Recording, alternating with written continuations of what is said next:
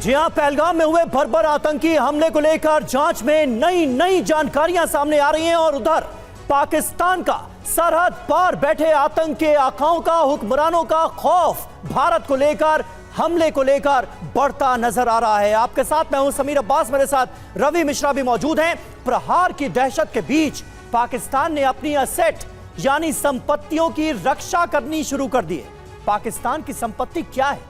पाकिस्तान की सबसे बड़ी संपत्ति है आतंकवाद, और पाकिस्तान में आतंकवाद का पोस्टर बॉय है हाफिज सईद, लश्कर तैयबा का वही सरगना जिसकी तलाश भारत को है। युद्ध के खतरों के बीच पाकिस्तानी सरकार, सेना और आईएसआई हाफिज सईद की सुरक्षा में जुट गई। जब पाकिस्तानी हुकूमत को अपनी जनता से ज्यादा आतंकी हाफिज सईद की सुरक्षा की चिंता है, इसलिए हाफिज सईद को एक ऐसे सेफ हाउस में रखा गया है जिसकी सुरक्षा में मल्टीलेयर सुरक्षा तामील की गई है। आज पाकिस्तान की नाकामी का भी एक सबूत मिला।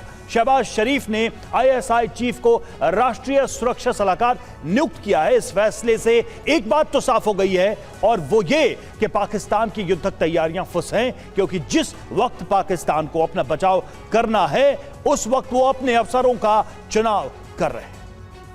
जी और बड़ी खबर से कर रहे हैं शुरुआत। बैसरन घाटी के अम्यूजमेंट पार्क की हुई थी रेकी। जी हां, लश्कर के कमांडर ने यहां की रेकी की थी, ये पता चला है। जांच एजेंसियों को रेकी के सबूत मिले हैं, तो ये बड़ी खबर सामने आ रही है। पहले भी टीवी 9 भारतवर्ष ने आपको बताया था कि किस तरह से एक हफ्ते पहले ही, हमले से एक हफ्ते पहले ही यहां पर आतंकी आ चुके थे। जगह जगह की रेकी की गई थी।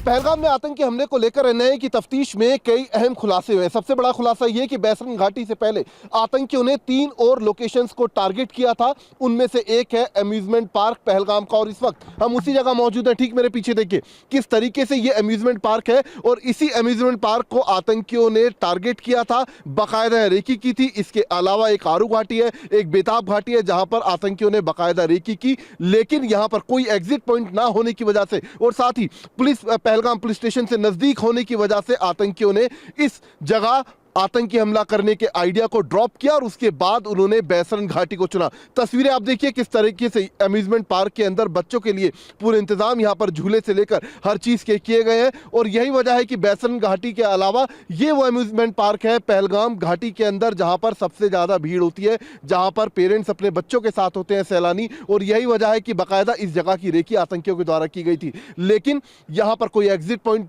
ठीक से ना होने की वजह से आतंकियों को यहां पर आतंकी हमला करने का जो उनकी जो साजिश थी उसको ड्रॉप करना पड़ा, और उसके बाद यहां से 5 किलोमीटर दूर यानी कि पहाड़ों के ऊपर बैसरन घाटी को चुना गया, क्योंकि वहां पर जो चारों तरफ अगर बात करें तो ऊंचे पहाड़ हैं, घने जंगल है, तो ऐसे में हमला करने के बाद उन्हें वहां से फरार होना उनके लिए काफी आसान था।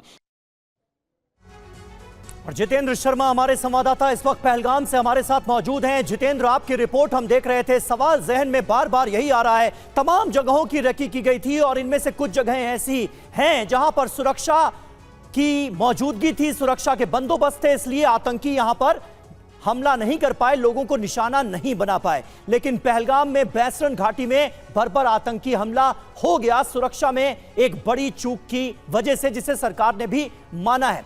किस तरह के सिक्योरिटी इंतजाम अब आपको अपने इर्द गिर्द नजर आ रहे हैं?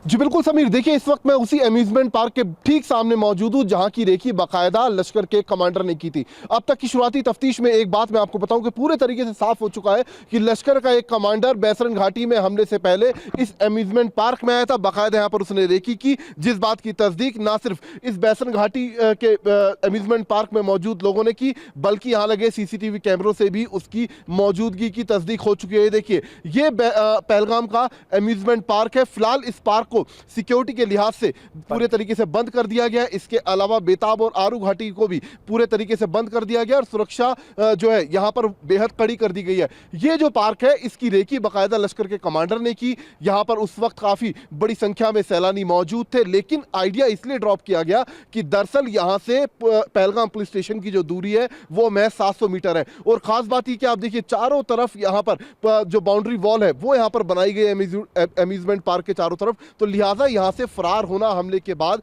आतंकियों के लिए मुश्किल था। तो इस आइडिया को यहाँ पर ड्रॉप कर दिया गया, लेकिन यहाँ की रेकी की गई, आरू घाटी की रेकी की गई और बेताब घाटी, 3 लोकेशन की बाकायदा जो लश्कर कमांडर है उसने यहाँ पर रेकी की और उसके बाद बैसन घाटी को चुना गया और वहां पर हमला किया गया। इसके अलावा एनआईए डीजी अब से कुछ देर पहले पहलगाम पहुंचे हैं और अब कुछ देर बाद वो बैसन घाटी पहुंचेंगे, जो कल पूरी डिजिटल मैपिंग हुई, 3D बिल्कुल जितेंद्र, तो जांच जैसे जैसे आगे बढ़ रही है कई बातों का खुलासा हो रहा है और किस तरह से योजनाबद्ध तरीके से हमले को अंजाम दिया गया ये भी बात साफ पता चल रही है।